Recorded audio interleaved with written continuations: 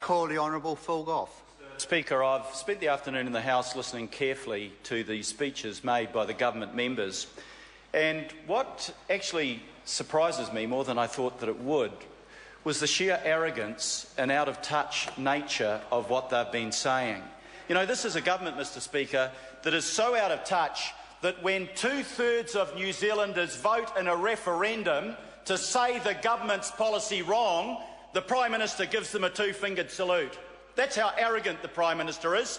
Totally ignores the clearly expressed views of New Zealanders on the question of asset sales. New Zealanders don't want to see their country assets stripped. They don't want to see the assets, the institutions that were owned by all of us as New Zealanders, now owned by 1% of New Zealanders and a whole lot of foreign investors. And that's what's happening. And then they consider the Prime Minister on another set of recommendations, the Electoral Commission. The Electoral Commission is an independent body, Mr Speaker. It made recommendations which included that there should be no more coattailing on an MP that wins an electorate seat being able to bring a whole lot of other MPs in with them, even though they don't get to the threshold level of 5%.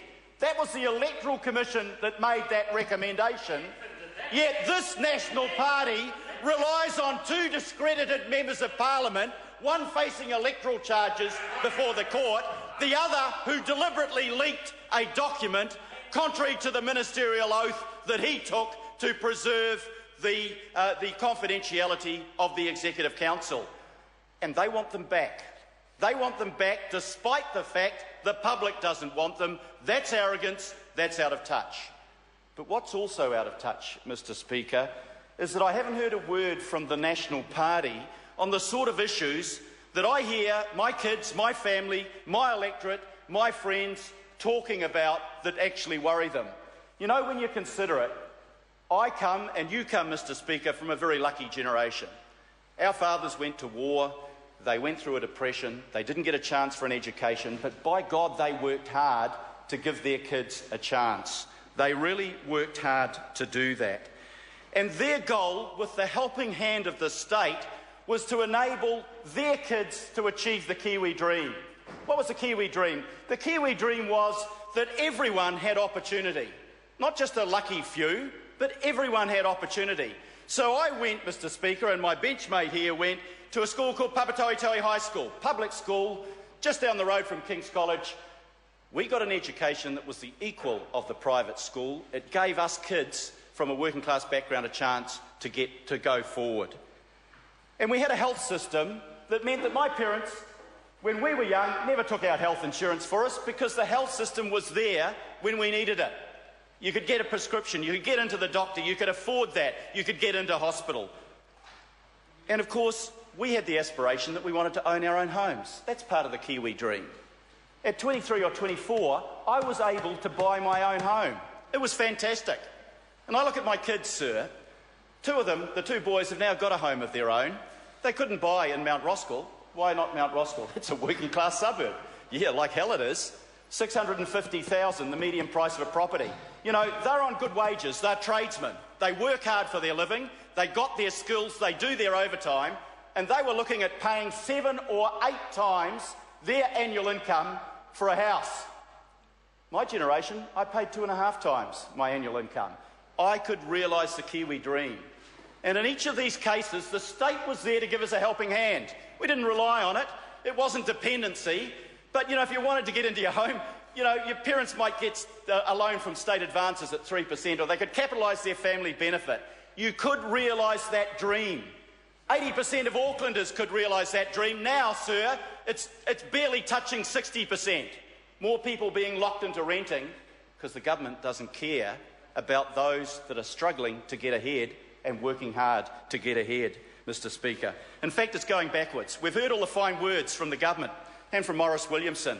Didn't hear anything about the fact that in the last 5 years, New Zealand educational standards compared to other countries in the world have gone backwards. And what's this government's answer? To give charter schools 5 times the payment per student that they give public schools. The charter schools. They're not interested in public education and strengthening it. They're not interested in the majority of New Zealand kids, but they'll give the big handouts to the private schools and to the charter schools, sir. That's not the answer. Mr. Speaker, I worry about my kids. I worry about their generation, because they're going to have to meet the cost of us baby boomers going into retirement. And there's a whole lot of us, because when Dad came back from the war, what he'd missed out on for 5 years, he decided to have his family and expand his family. Good luck to him. And thousands of other New Zealand men did the same thing. But we're all retiring at the same time. My kids that won't be able to retire at 65 will be supporting me for a very long time. My dad turns 93 the week after next. He's been retired for 33 years. And he knows, and my kids know, that that sort of policy is unsustainable and we have no intergenerational equity. What I think Labor did that was a really good idea was to give a helping hand to those having families, because none of my kids have kids yet. How can they have babies of their own when both incomes are going to pay off the mortgage? So Labor comes along in a family-friendly way and says, OK, instead of mum having to go back to work and put the kid in a creche when the baby's only a few weeks old, she'll have the opportunity with paid parental leave for 6 months. What a great idea. Help thousands of New Zealanders and encourage our kids to have kids of their own, because they can afford it and they can give them the chance and the opportunity that they need.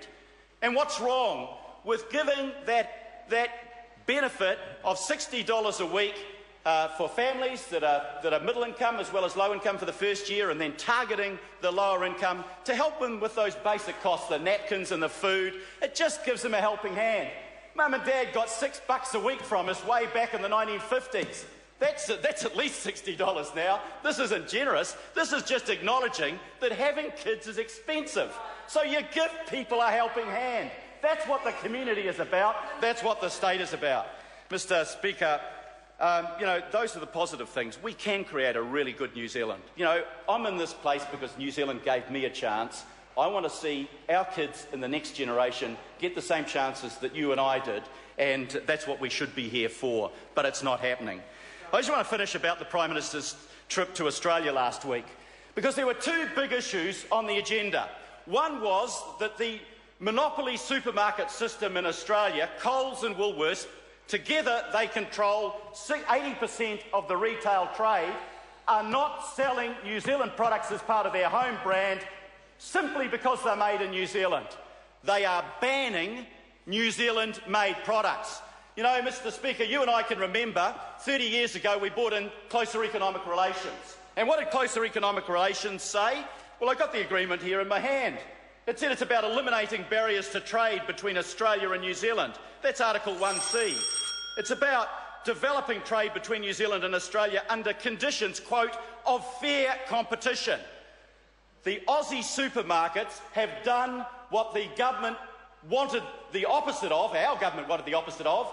They have put up new barriers, not tariff barriers, not quota barriers, but behind-the-border barriers that stop our producers selling their goods in Australia supermarkets. Now, Mr. Speaker, John Key said he doesn't think that that's against CER. Of course it's against CER. CER was explicitly about gaining entry and about fair competition. And I wanted to see my Prime Minister go across to Australia and stand up for the rights of New Zealanders. Instead, I saw it on television. Tony Abbott stroked him like a cat, he flattered him. And in return, the Prime Minister behaved like a pussy, a wimp. He didn't stand up for New Zealanders, but he forgot one thing. The only thing the cat gets is to swallow dead rats. And that's what New Zealand has had to swallow, because John Key did not stand up for the rights of New Zealanders. And there's another set of New Zealanders. It's the 300,000 that he's chased to Australia because they couldn't get opportunity here. The Australian government last year passed a national disability insurance scheme, and every New Zealand taxpayer is levied specifically to pay for the national disability insurance scheme. Fair enough, Mr. Speaker, one thing wrong. They pay the levy, but they're not entitled to the benefits. It's like you, Mr. Speaker, paying your premium to the insurance company, but not being able to claim when you needed the help. How can that be fair? And why didn't John Key stand up for the rights of New Zealanders? It's It's not too much to expect from our Prime Minister. He failed, and he's failed to do the right thing by this country, here and abroad. I call Louise Upston. Thank you.